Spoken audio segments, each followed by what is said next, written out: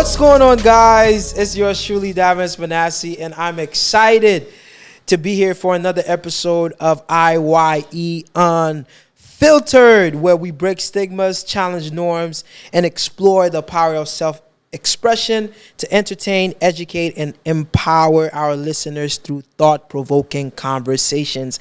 And today, I'm not going to waste any time. I have an amazing guest with me today. Yes. Yo, I'm happy that she is here, and this is long overdue. Yeah. This is long overdue. I've been wanting to have this conversation, and she is a gem in our generation. She is an inspiration. She is a real estate investor. She is a servant in the kingdom. What don't you do? She does credit. You in Board of Education? Yes. All right. Not too much. Not too much. Like, yo, she does it all. That's what I'm talking about, man. But it's none other than Nehemia.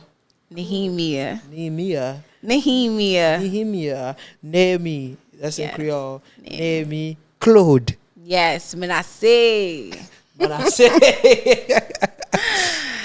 No, but how are you? I'm good. How are you? I am taking good. it day by day. Day by day. That's the word. I'm excited to have you today, and I'm excited about this conversation. But before we get started, before we get into the topic, I want you to tell the people about yourself. My name is really Nehemia, y'all. But everybody calls me Nene for short. First and foremost, I want to thank Davins. So we just messing up names now. It's okay. Yes, I want to thank him for allowing me to come on the show. He is a great gem in the generation. If y'all never seen him worship, y'all gotta pull up because it's just insane. So no, I'm excited for this conversation. He kind of said it all, but to say it again, who is Nehemia Claude? She is 23 years old.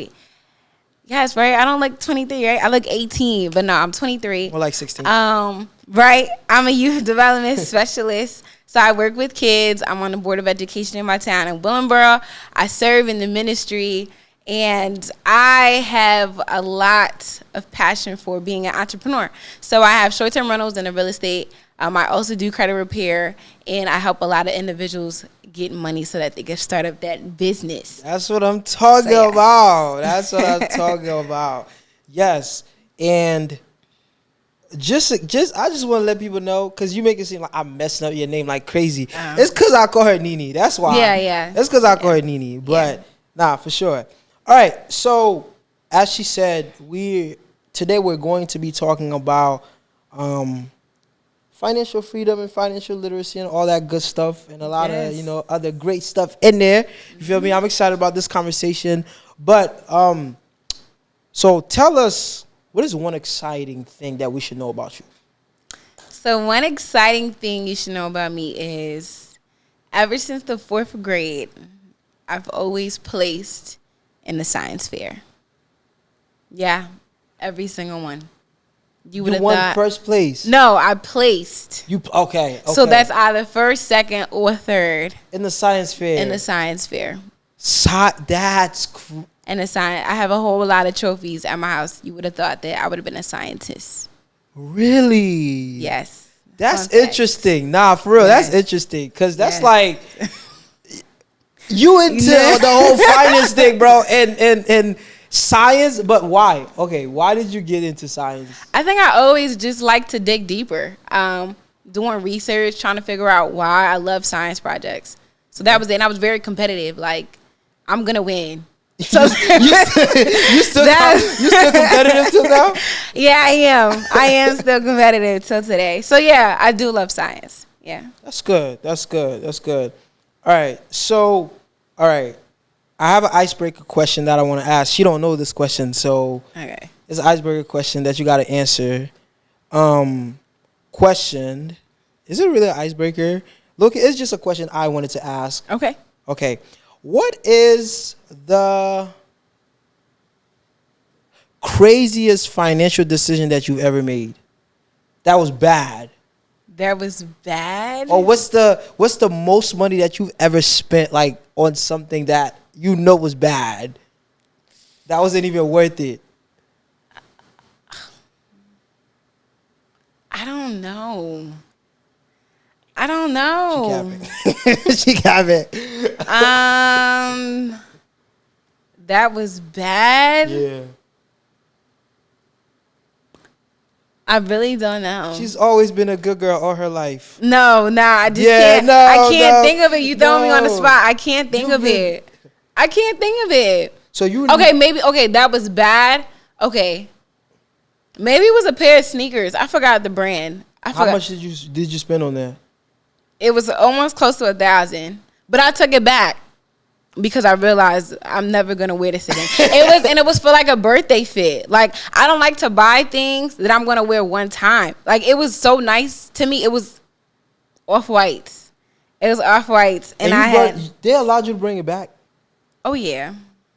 I brought it back, and I got my money back because I knew I was never gonna wear it again. It was nice in the store, but then when I went home and looked at the box and thought about the fits, almost $1,000 on sneakers is crazy. I just had to bring it back. I'm crying. Well, that's one thing that we didn't know. Okay, so let's get straight into it. All right. So, what inspired you to get into to pursue financial literacy and like financial freedom, to get into this world where, you know, help people get money, make yourself some money, and build some wealth? What inspired you to do that? This is about to get. Oh, I say no more.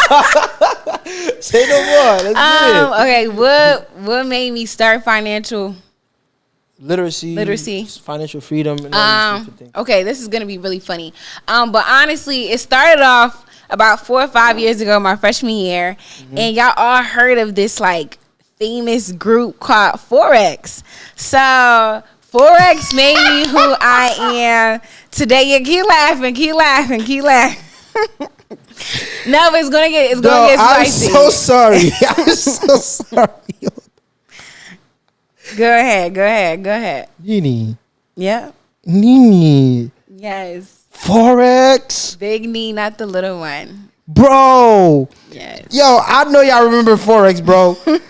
Yo, they used to be on my DMs. Yo, you gotta start this. You gotta start this business. You know what I'm telling you, it's gonna hit. This business is gonna make you some money. You feel me? And what happened to Forex now? Honestly, we all went our separate ways.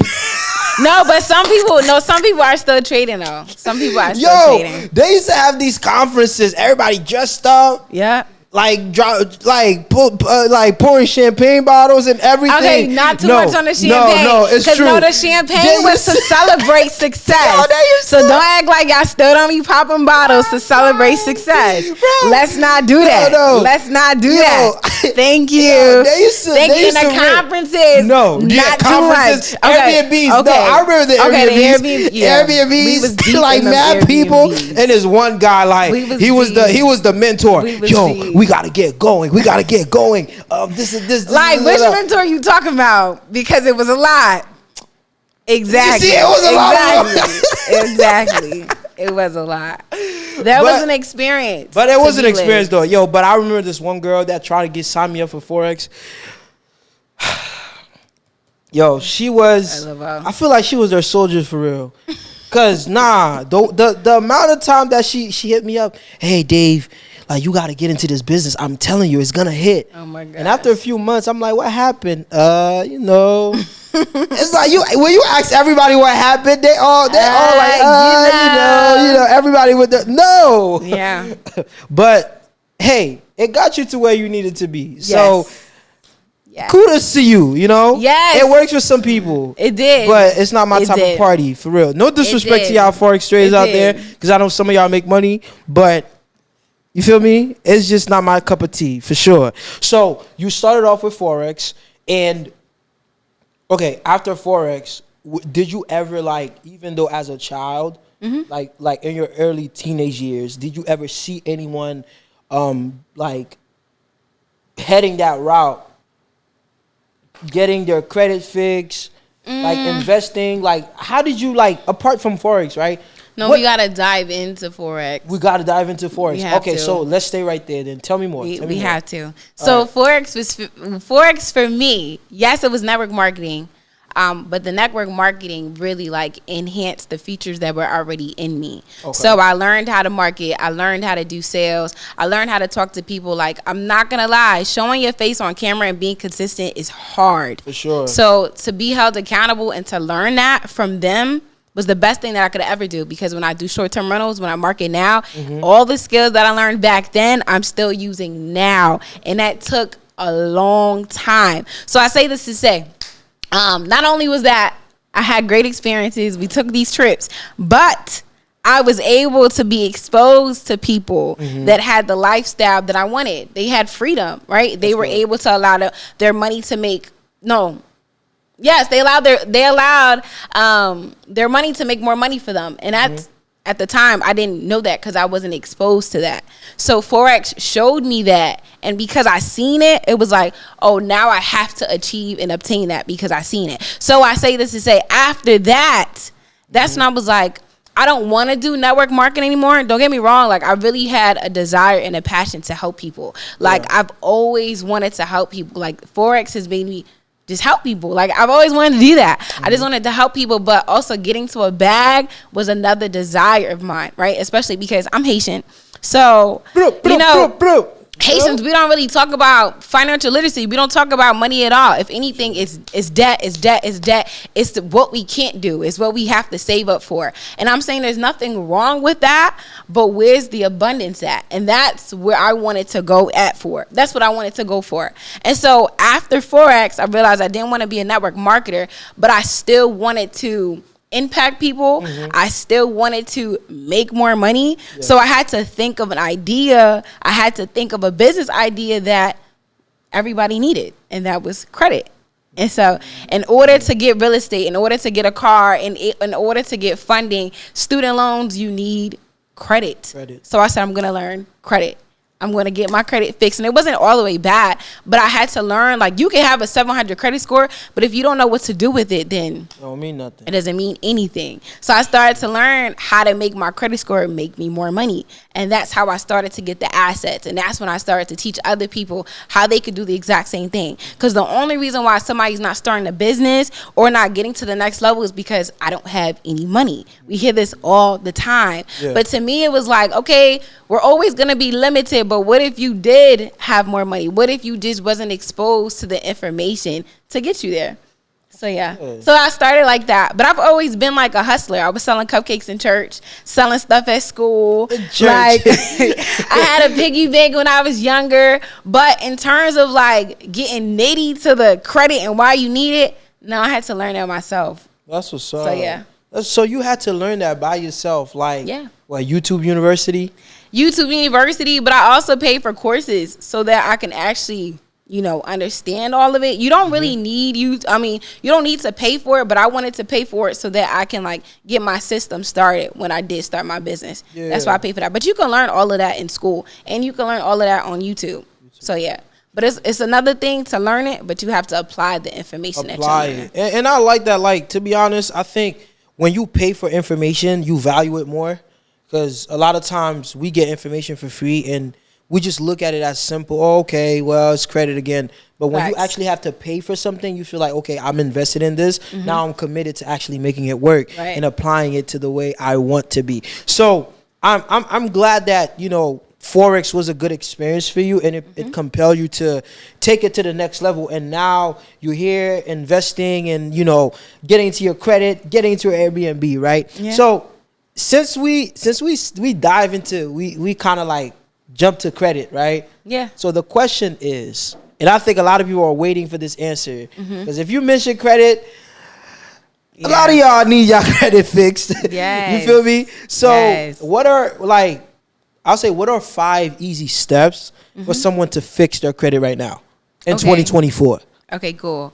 1, y'all gotta stop running away from it. Some people don't like to look at their scores. They think every time I look at my score that my score is going to drop. And that is a myth. You could check your credit score as many times as you want. You could go on Experian. You can go ahead and you could get Identity IQ. You could get Smart Credit. You could not download, but you can also make an account with those. And they will show you everything that is on your credit report. Make sense? So on your credit report, this is everything in your whole life that you have. Your name, your birthday, your social security might be on there, but also the jobs that you work, your addresses. You want to make sure all of that is accurate information. So if my name is Nehemia and they have Nehemiah, and that is connected to a collection, technically that collection is not mine because that is not me. So you have to make sure everything is accurate. So going on Experian, going on those 2 other websites that I told you as well, you can go ahead and get Credit Karma. Never look at Credit Karma for the score because that is the Vantage score. That is wrong, right? You want to go ahead and look at Experian. That is the FICO score. So the FICO score is a model that the banks use so that when you do get approved, they're looking at your actual score for real. So you want to use Experian because it has your FICO score. And you could download it. They'll give you a 7-day free trial where you can look at all 3 bureaus. So Experian, TransUnion, Equifax, and they'll give you a score across all bureaus for free. So you want to do that so that you get your credit report. Look at everything that is wrong. So I'm saying if your name is wrong, your date of birth is wrong, if you have collections on there, you need to get that deleted, removes. Inquiries, sometimes when we go to the car dealerships and they're looking for a car for you, but you keep getting denied. Every time they keep pulling your credit, you're going to get something called an inquiry. If you go to a retail store and they pull your credit and you don't even actually use the card, you're getting an inquiry. If you have too many inquiries on your account, the banks are going to think you're thirsty. They're never going to give money to people that look like they actually need it. So if it looks like you got 12 inquiries on there, they're not giving you any money because you are high risk. So any inquiries that are not connected to an open account, you have to remove that. There's a 24-hour rule for Experian. All you have to do is Go ahead, I'm over here getting educated right now. She in her bag for real. I am. She have to look at me, yo. Am I bugging? Nah. I am in my bag. Keep cooking. There's a 24-hour rule. This is a little gem for y'all. It's a 24-hour rule for Experian. It works every time. I actually have a video of it on my Instagram. So if you call Experian, hi, can I talk to the fraud department? The person that you talk to, they might transfer you to the fraud department or they might just pass you off to another representative. Say, hi, the call dropped. I'm looking for the fraud department. I was just on the phone with them. The fraud department gets on the line. You say, hey, this is me. They're going to ask you for your name, your social, just to verify that it's really you. They're going to ask you what account do you want to get deleted. They're going to ask you if you did a police report. You're going to say, no, you don't need a police report to get these inquiries removed.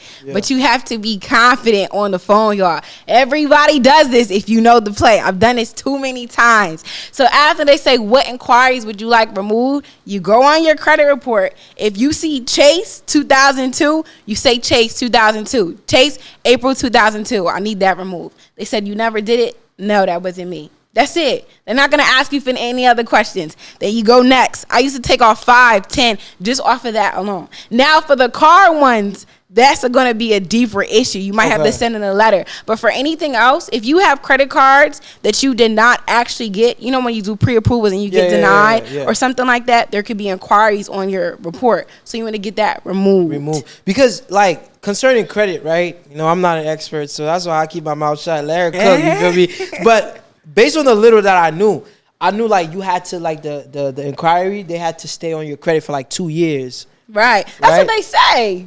That's what they say. They say a lot of things, but you can get them. You can get them. Get them. So y'all heard it, bro. If you got mad inquiries on your credit, call the fraud department and you feel me? Tell them, hey, I need to know that thing, you know? Yes. Take it out. Yes. I like that. Okay, so that's like taking the inquiry off, right? Yeah. And like the steps of fixing your credit. Is there anything additional that you want to give? Yeah. Like anything additional that you want to add on that? Yeah, you told me how to fix it, right? Yeah, how to fix your credit.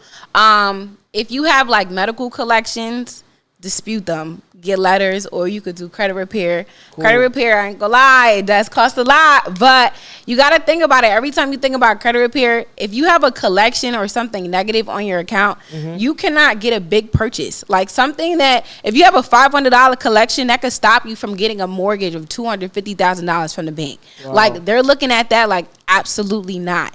If you owe someone else $500, why should I give you a loan for your house? I'm not doing that. So every time you look at all these credit repair people and they're like, oh my God, they're charging $1,000, they're charging $1,500. Yeah, that's nothing compared to what you can't get approved for. So you have to understand, like, when they're charging these things, it's because when you send letters to go ahead, like, let's just say if you have a late payment, you're sending in these letters. The bureaus are going to tell you, no, like, you're wrong. We're not changing it, basically. So every single month, what happens when people do credit repair is that they're going to dispute it. And you could do it yourself. You're going to dispute it. Every time they tell you, no, we're not taking it off, you hit them with another law. Every time they tell you we're not taking it off, you hit them with another strategy. So every single month, somebody is fighting on your behalf so that it can get removed. Or if you decide to pay for a collection and you don't want to go through credit repair, because it could take up 6 months to a year. Everybody's situation is different. I'm not going to lie. Just pay it off. Like, just if credit repair is $1,500 and your collection is $500, just pay it off, right? Yeah, but when you're paying a collection, you have to make sure you're asking for a pay to delete. So what happens is a lot of people pay collections and the account goes from I just had a brain fart. The account goes from unpaid. No, the account goes from unpaid to paid. You need it off the report. So you have to tell them, how can I get a pay to delete letter? So when you get the pay to delete, they're agreeing that if you pay it, they're going to remove it. And that's how your score is going to jump. But another thing, I don't know if that was tip 3, 4. I don't really know. Like, at this point, we need it all. Like, y'all better be taking notes on this. Y'all better be taking notes. Please watch this 3 or 4 more times. Because this is good information right there. Another thing that I would say to fix it, I know some people don't really have any credit. Yeah. So I guess I could tell you a little things to boost it up too. Yeah, I was going to touch on that too, but go ahead. There you go. So some things that you could do. One, you want to get a credit card, because if you don't have a credit card, then how are you going to build a credit score? Yeah. Yes, you could build it with student loans and your car note, but you need a card, because now you're not tapping into all your potential points, if that makes sense, right? Because if your score is made up of utilization and your payment history, and you have no credit card, then it's like, hello, we're losing points on the table. So you could get Self. Self is a card lender. It's a self-lender loan. Basically, I had it for 2 years. So if you decide to pay $25 every single month to Self, after $100, they'll ask you if you want to make it a credit card for yourself. I didn't. I just kept paying it, and then after the 2 years, they send you a check of all the payments that you've made, and they close the account. It's in good standing. Basically, you're showing the banks that you could actually pay or have a loan for 2 years. So Self is also good. If you're a student, this is a tip. If you're a student and you have student loans and you don't have a credit card, you have some type of credit score, because your student loans is actually the reason why you have a score. It's your oldest account. So something that you could also do is maybe get a student card as well. Discover, Chime. No, Chime is not bad, no. But Discover It is cool. Bank of America is cool as well. Capital One. Capital One is not that bad, but they kind of be like stingy with their money. Yeah. Nah, for real, yo. Capital One, if you're watching this, I have a card. I'm not going to say the balance I have in there, but I've been having the same balance in there, and y'all didn't increase it. You didn't ask them for an increase? I did. Well, I got to come to you now. Nah, for real, because, yeah. That card has the least amount of money on all my credit cards, and I don't like that. Stingy with their money. Yeah, yo. Stingy with their money. Stingy with their money, I'm telling you. But you could do Self. What's another thing you could do? Oh, you could also do Credit Strong. Credit Strong had the same thing as Self in terms of the self-builder loan. They also have, you could do Kickoff. You know what that is? No.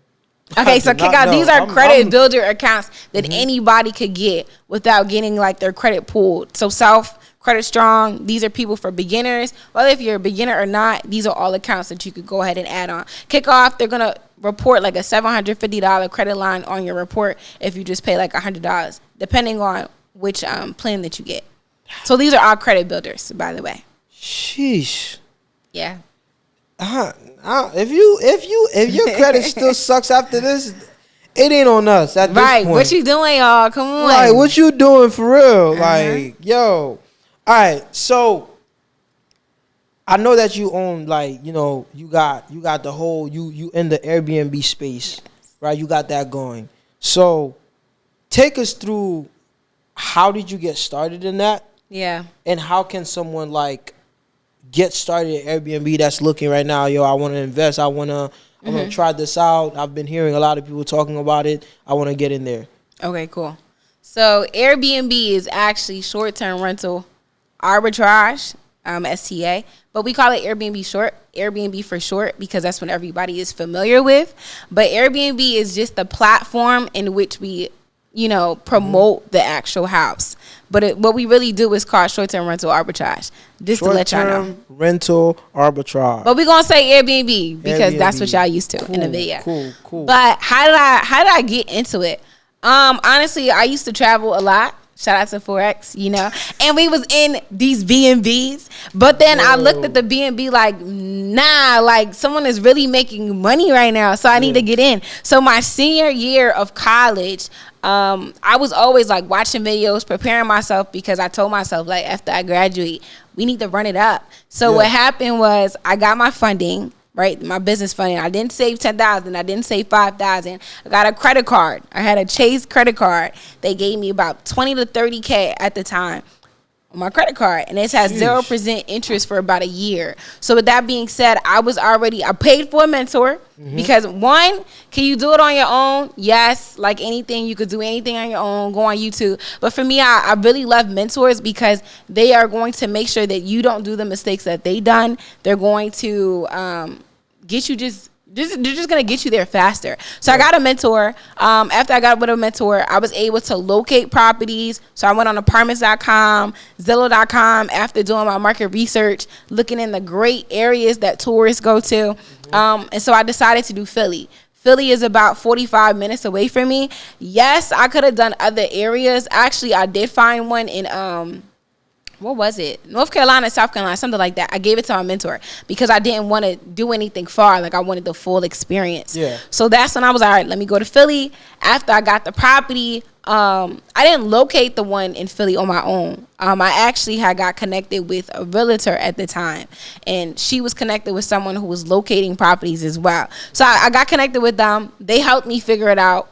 You know, because they had a connection with a private landlord. Yeah. And so the private landlord was he was just allowing me to do what I got to do. So paint the walls, decorate it. After I did that, to get the unit, depending on how many rooms and what area, everything is all different. But depending on, like, the rooms, the area, to get into the industry, you need about, like, maybe 5 to 10K, maybe 8, 7K minimum. It depends. If you're doing a 2-bed, it might be like a good 8. Depends on how you decorate it. For me, I like to go crazy on the walls. I like to paint. But if you want to keep it white, I'm telling y'all, you probably could be good with 5, to be honest with you. Or 10 or 7. To get into the door. Yeah, to get into the door. That's like having like a like you said, depending on the bedrooms, a few bedrooms furnished,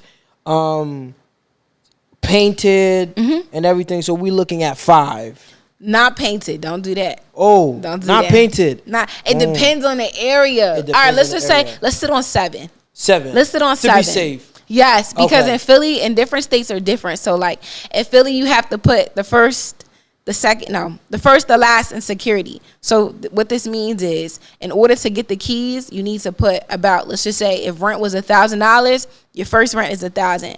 Your security is $1,000. Your last is $1,000. So in order to get the keys, you need to put $3,000 just to get the keys. Now that's excluding the paint and the furniture. Now the paint and the furniture, I'm telling you, it's all up to you, because you got to understand, people are coming to just sleep. Like, you're selling a stay. A sleep experience. Yes, I love experiences, don't get me wrong. But you don't got to go crazy on the furniture. Like, they ripped up my furniture too many times. Sheesh. But so that's the dark side of Airbnb. Yes. What? Yes. Let me ask this question and then we get back to it. Okay. What's the craziest thing that ever happened to you in one of your rentals? I remember it like it was yesterday.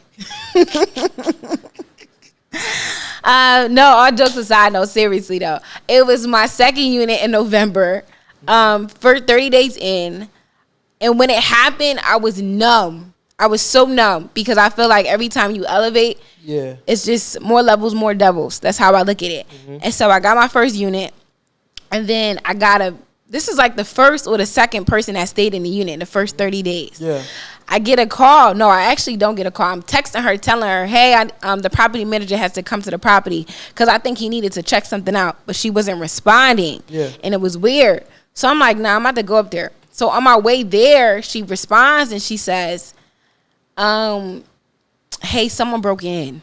I'm like, nah, she's bugging because I know my area. I'm like, someone broke in? Like, what you mean? Like, what you mean someone broke in?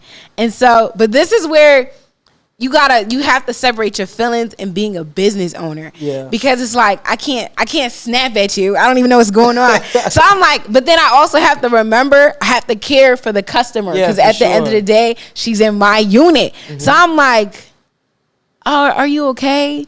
Like, is everything okay? In my head, I'm like, is the house okay? Like, what is broken? But I had to ask her, like, are you okay? Are you chill? So she said somebody broke in. I'm like, okay, so explain to me what happened. She was like, she doesn't really remember. Somebody threw something at the window. She went to the back room. The story's a little weird, y'all, because I was like, okay, you went to the back room. Did you call the cops? No. I said, you didn't call the cops. She's like, no. I said, why? She said, I was scared. It's my first time. Cool. Okay, cool. I put up to the scene. The window, like, let's just say, can they see the window? Yeah. Okay, let's just say this is the window. The window was like literally cracked, shattered, all on the floor. So I'm like, okay, cool. That's the first thing you see when you get to the property. Mind you, my neighbors don't even know me, so they probably thinking like, this girl is ghetto. She got the wrong tenants in here. I'm like, this is a bad look. So the window was broken. I go inside. I don't really understand the logic of it because I have a TV that is mounted. So this is the window, and across from it is a mounted TV. There was a hole, like a dent in the TV. I'm like, did he shoot at the TV? Like, it was dented deep. I'm like, okay, so the TV was dented. Then the microwave handle was broke. And then there was like a flower pot. It was broke. And I was like, he did all of this from the outside? He was outside of the house? She told me that. So this was the story because the person that broke in, she knows the person that broke in. So this what happened. Long story short, she told me that she had a couple friends that came over, and then I guess one of them had brought a friend. It was about like 3:00. So the girls had left, the boy had stayed because I watched the camera. I have a camera on the outside of the unit. Okay. Yeah. So around like 4:00, she said she told the boy to leave, and so I'm like, okay, the story is making sense. And so in the camera around that time, the boy screams in the camera. He's like, oh, a whore lives here. I'm sorry. I'm sorry. But he's like, oh, lives here. And then all you hear is like the door slams. And I guess that's when everything went crazy.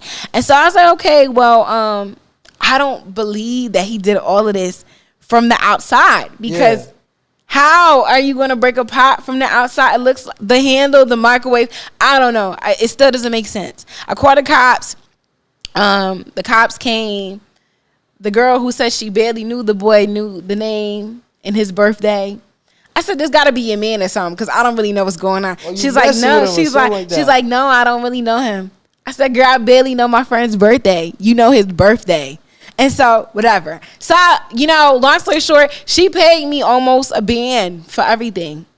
She was up for it, and I just said, "Thank you, Jesus," because some people would have some people like you would have took a big L. They don't like. I'm not broke doing your that. window, broke your TV, messed up your microwave, like messed up your relationship with your neighbors. I know. I feel like, that's one of the things that's also important with properties. Like, people around you actually matter. But that's crazy. So, going back to if somebody want to get into an Airbnb. So, you said the first thing that you did, you leverage your credit, right? Yep. Leverage your credit. You got a $30,000, like, credit line. Yeah. 20 to 30,000, right? Yeah, you only need about, like, 5 to 10. 5 to 10. Okay. Now, what did you do with the rest of the money? I saved it. Okay.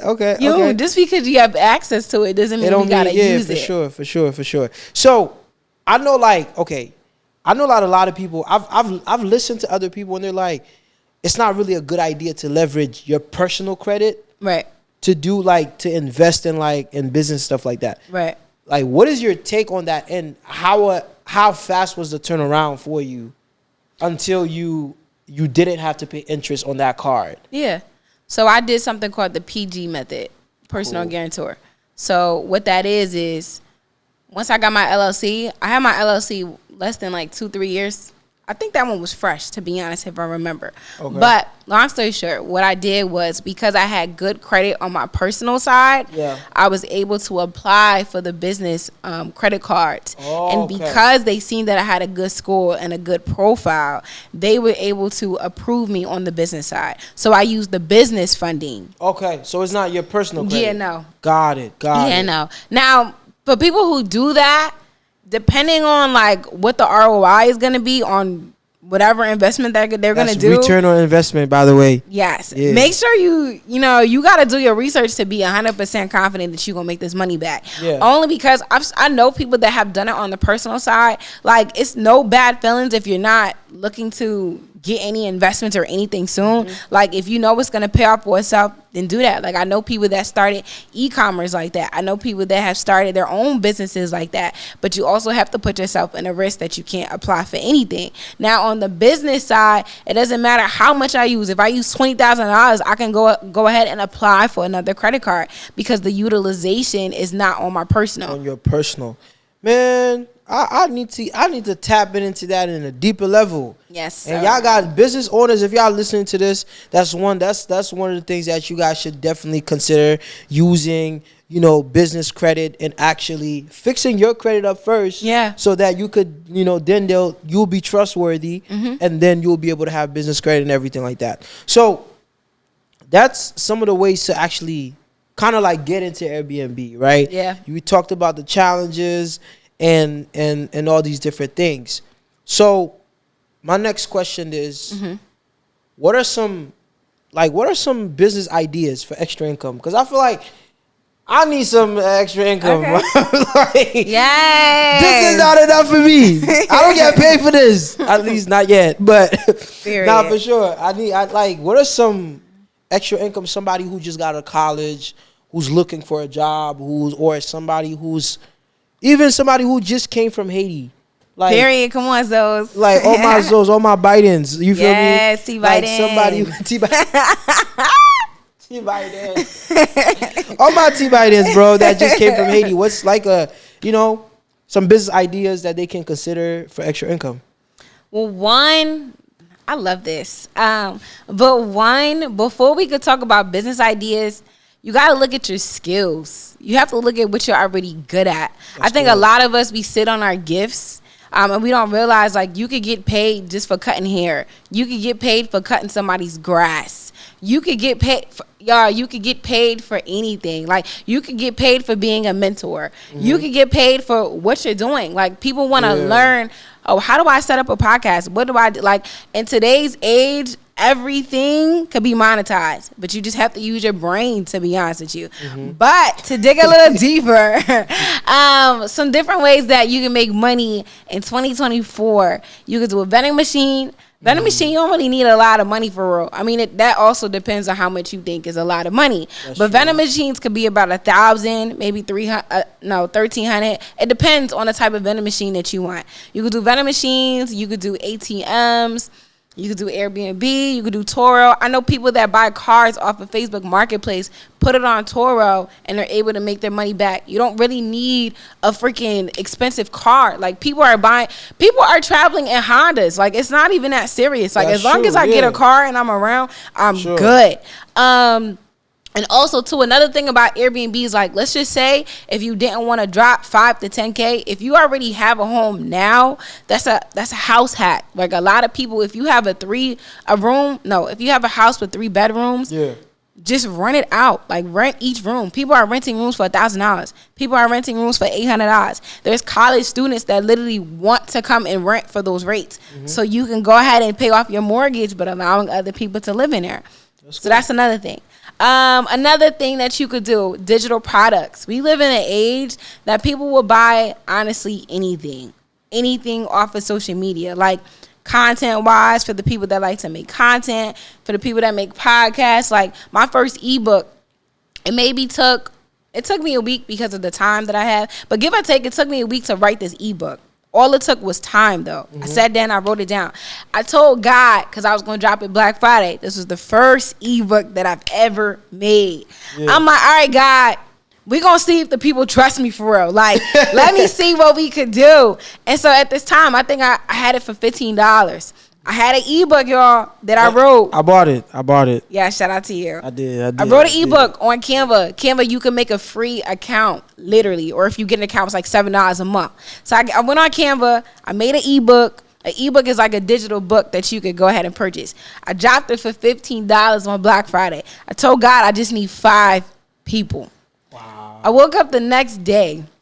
And it was like $300, and I was like, "Oh shoot!" It was more than 5. It was like 13, and it just kept going. It kept going, and I'm like, "Oh, this is off of a $15 ebook." And the thing about digital products is you decide when you could change it. It's $15 one day, it's $90 the next day, it's $37 the next day. Yeah. It's really how I'm feeling. Like, to be honest, when we had Heritage Month, I should have made it $18.04 for real, but I didn't do that. But I'm saying you can control how much you make. After this podcast is going up, because all this information being dropped, it's yesterday's price is not today's price. Literally though, people want to learn how to go viral. They got this thing. Don't be surprised when you see me do it. They got this thing right now where you can actually like purchase a course to learn about how to make digital products, but then they're giving you selling rights as well, so that, let's just say, if I make a whole package for you to sell, you make it your own, and you could sell it for $500 and it's going to go straight to you. I'm giving you the selling rights. So if I make it, you don't have to go ahead and like make your own. Like, you just going to edit the things I give you, and then you sell that and make it your own, and tell people like, hey, if you want to learn how to be a content creator, if you want to learn how to make money on social media, they're giving all that to you. All you got to do is just sell it. And people are making money like that. Like, there's so many ways. I just be like, bruh, like, oh man, there's a UGC thing. These are for people that really do content for real. But even if you don't, to be honest, like, let's just say this thing right here. Let's just say a company sold this to me, and I really wanted to like promote it. People would get this, make a video with it, and so the company would pay them just for like promoting their content. Sometimes you don't have to post it. Sometimes you just send them a picture of you holding whatever product. Cool. That's another way to get to a bag. It's different ways. People be in the gym.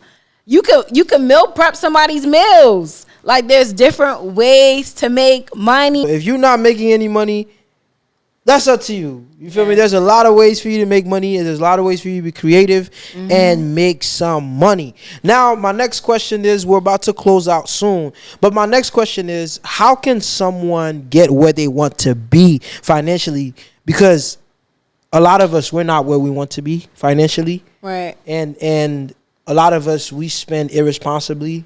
A lot of us, you feel me, like, we make bad financial decisions. Yeah. So how can we get to where we want to be financially? That's so good. I think you already answered the question. To be honest, it's everything that you said, but the opposite. Like, in terms of making sure that you're not spending more than your means, make sure that you're actually budgeting, actually make sure that you're saving. Like, when COVID hit, that should have been like, I can't think of the word. It should have been a wake-up call. It should have been a wake-up call that your job will take that any day. Like, you have to save money for any emergency. Like, if your car breaks down today, or if, God forbid, somebody gets sick today, do you have enough saved up? True. Or are you going to go in debt, right? And that's the overall problem. So it's saving. It's budgeting. Like, we have to learn how to invest. I think sometimes when we make money, like, people live paycheck to paycheck, but they're not trying to think about, how can I make more? Like, and the thing is, like, when you're young, we have time. So we have something called compound interest. And I think sometimes we think like, we live in a generation that loves instant gratification.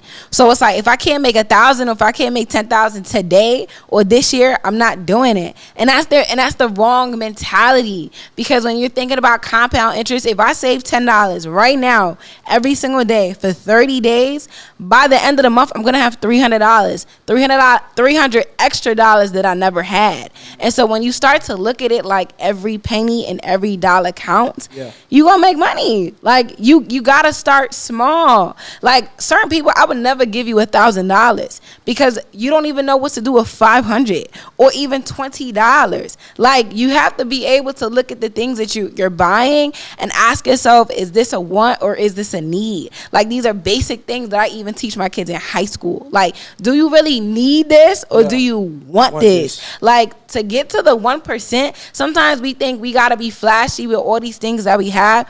It doesn't matter. Like, I'm not gonna lie, if I get a black shirt from Walmart, it is what it is. Like, as long as I know how to dress it up. Because when you think about it, like, nobody's gonna come save you. Like, when rent is due, they don't care about them Gucci sneakers that you just bought. They don't care that you was flashing all that other stuff on the internet, all these trips that you're going to. But at the end of the day, like, can you pay these bills? At the end of the day, 5 years from now, if we're trying to build generational wealth, you gotta ask yourself, what are you doing in your 20s? What are you doing in your 30s? What are you doing in your 40s and your 50s? And we keep thinking we don't have time. We don't have time. We don't have time. We don't have time. You do have time. You just don't want to start. So you have to save, you have to budget, and you have to build good habits. Like, and good habits is just doing something different not doing something different, but being consistent every single day. If you could become 1% better, you're going to be good. But the thing is, it's the consistency, and it's also the mindset. Like, we have a poor mindset where we're always moving from lack and from fear. Like, it's like, we move like we're not gonna, like, don't get me wrong, you could budget, but sometimes we move like, I'm not gonna take any risk because I'm scared. And that's not a place that we're even supposed to walk to. Like, even as believers. Like, when the Lord said that I give you something and I give it to you in abundance, I be looking at some of us like, where is the abundance at? Because I don't even know. We be killing each other. Like, let's just say that. Like, in terms of taking risks, we pray. I tell you to invest in something, you look at me like I'm crazy. Like, what? The thing that you're praying for could be right in front of you, but because you're scared, and don't get me wrong, like, we always have fear. Fear is gonna come, or doubt is gonna come, because you're taking a big risk. But when you look at something and automatically think, like, what if it doesn't work? What if this? What if that? What if this? What if that? You're never gonna do anything. And scared money don't make money. Scared money don't make no money. Scared money don't make money. You heard? So you gotta change your mindset. You gotta change your mindset. All right, y'all. This is where we have come to a stop. But before we head out, do you have any last word of encouragement for anybody listening? For anybody coming from high school, even going out of college? Going on their way to get married. Do you have any advice, any last words of encouragement that you want to get to anybody right now? Yes. Can I use this cup? I have to use this cup. So Steve Harvey, I love Steve Harvey, by the way. Steve Harvey had gave an analogy one day. And he talked about a flea. Like, you know those little fleas, those bugs? Yes. He talked about how a flea, it has a 36 leap vertical. No, it has a 36 leap, so it could go as high as 36 inches. So he talked about how if I were to put a flea in this jar, it could go up to 36 inches. But if I put a cap on it, it's only going to go as high as my hand. So if the flea has babies and produces babies, those babies are only going to go as high as this lid. I say this to say some of us are fleas, because what happens is the flea was able to adapt and it was no longer progressing because of the limitation that was over it. So a lot of us, and when you think about the babies were only able to go as high as their parents. The babies were able to go as high as what they seen. So if this is the highest, that's all the fleas are ever going to go. Even though they could go up to 36 inches, they're only going to go as high as my hand. And so I say this to say a lot of us are still limited because we are still under the impression that, okay, well, if my mom didn't do this, then this is how much I can make, right? If this is what my family is going through, then this is how much I can make. Like, if nobody in my family is an entrepreneur, then that's really it. We are limited. So we have to take all of these thoughts, all these limiting beliefs off of you so that you can actually rise up. So whatever's holding you back, you got to free yourself, man. Stop playing with yourself. There's so much potential. So much potential. Whether if that's your environment, ask yourself, what are some things that you've adapted to? What are some things that you've slept on? When you think about Cash App and DoorDash, anybody could have made that up. We all could have sat here and made that up. Literally, I'll be looking at these ideas like, bro, like what? Anybody could have made that up. So you got to ask yourself, like, what are some things that you're still sleeping on? What are some things that you pushed to the side and said, I don't have the money for it? I never say I don't have the money for it. I'm going to figure out how I'm going to get it. I may not have it now, but if there's a will, there's a way. And that's in everything. If I don't get a job now, cool. Like, I'm coming back the back door. I'm coming back again. Or I'm going for another job. For sure. We cannot be limited to the things that we see. Even like in terms of income. Sometimes, like, I'll talk to some Haitians and they'll be like, what you need 6 figures for? What you mean? Like, what you mean? Like, some of us, we're scared to make more money. Money is not, yes, money could change you, but if you have good intentions and you tithe, why can't we have a prosperous life? How are we going to dominate the world and we don't got no money? And I think the thing with money is that I don't even think it's that money changes people. I think money exposes you. Right. It exposes the internal conflict that's been there. It exposes your character. It exposes your integrity. And I think we just have to have this mindset of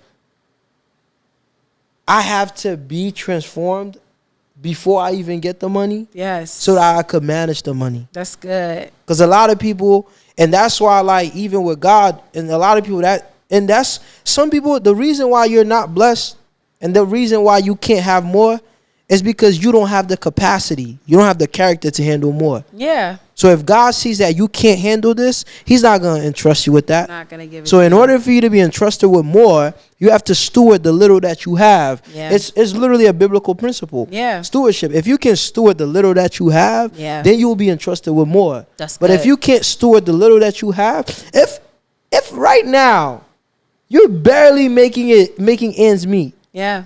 And you still prideful and you still don't want to give to people. Right. And you still don't want to lend a hand, God ain't going to entrust you with more. I'm sorry to say this. I'm sorry to say, no matter what prophecy word that you receive, you're going to remain broke. Yeah, that's real though. And another thing too is we have to learn how to give back to our Creator. Like, yes, it's a good thing to steward, but y'all gotta tithe. Like, bro, this is in the Bible. He literally says in Malachi, he says, like, test me. He says, test me and I will prove it to you. I will give you abundance and it will overflow. You wouldn't even know what to do with it. Y'all gotta tithe, bro. I'm not gonna lie. Like, I tithe. And I'm not gonna lie. Here. No, y'all gotta understand. I'm telling you, consistently. It comes back. It comes. Me too. Back. Me too. It comes back. Like, I feel sorry for the people who had bad experiences with leaders that abuse tithing. Yeah, and I understand that. I understand. And you know what's funny? The enemy uses that to keep people in poverty, bro. Yes. And yes. And like, when you, like, I'll give my personal testimony, and that's my first time I'm saying this. Okay. Quick testimony, because we gotta go, but I gotta give this quick testimony. Yeah, we gotta go. We gotta go. Quick testimony, right? I'm a tither. Like, I always tithe. I always pay my tithe. Like, anything that I make, if it's a revenue, 10%, I'm paying my 10%. Mm-hmm. No matter what. And I remember I needed a new job. Mm-hmm. I needed a new job. And I was praying. I'm like, God, I need this new job. And mind you, this job that I'm looking for, I don't have the qualifications for it. I'm not gonna lie to y'all. Mm-hmm. I didn't have the qualifications for it. And like, the people that they were looking for, they were looking for people who were experienced, seasoned. They didn't want to have to train nobody. Right. But I was praying for, I went to 5 interviews. 4 or 5. Mm-hmm. For one job. 5 interviews. I've met with the president of the company. I've met with the manager. I've met with supervisors. I've met with the regional manager of the company. Oh, wow. Just to tell you. And I remember I was in a service. and they were collecting money. And me, I'm not gonna lie, I'm iffy about that too. Yeah. Many people start, hey, can you bring this? Can you bring that? I'll be Yeah. iffy about it. I'm not gonna lie. Yeah. But, and that's one thing, like, I'll have a podcast on this, but I just believed God, and I believed in the anointing that was flowing in the atmosphere. That's good. Right? And then the person said, your church is having a project to take an envelope for $500. $500. And mind you, I need a new job. Hey. So if I'm saying I need a new job, that means my money's not right now. Right. I just felt God told me, take the envelope. You put $500 in there? 500. Bless your heart, sir. I felt God tell me, take the envelope. And I'm like, no. It's like, that's all I got. What you mean? I'm not giving my $500. I gotta pay that car note, boy. No, I'm not giving $500. Not giving $500. But you know what's funny? I didn't have the money. I didn't have the $500. So where you get it from? Wait. I like literally. He said, "Take it." And I'm like, "Okay, boom." I took the money. I took the envelope, bro. The next day, I think it was the next day or during the week, it was some money that I was supposed to get from school that got deposited into my account. Okay, that was the best one. And I was like, okay. And then the voice said, remember, $500 that you took. Right. I gave the $500, bro. And it was like, and I'm not saying this, like, I want to say this because, like, God has been talking to some people and they're not obedient in that sense. Gave the $500, bro. A job called me. I got the job. Praise God. Come on, testify. Like, financially, things worked out. And it worked out for my good.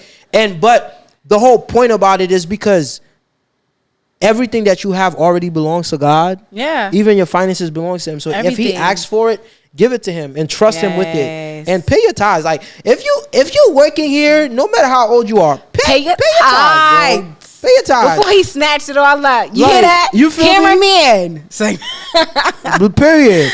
So, but all right, y'all, this is what Wait.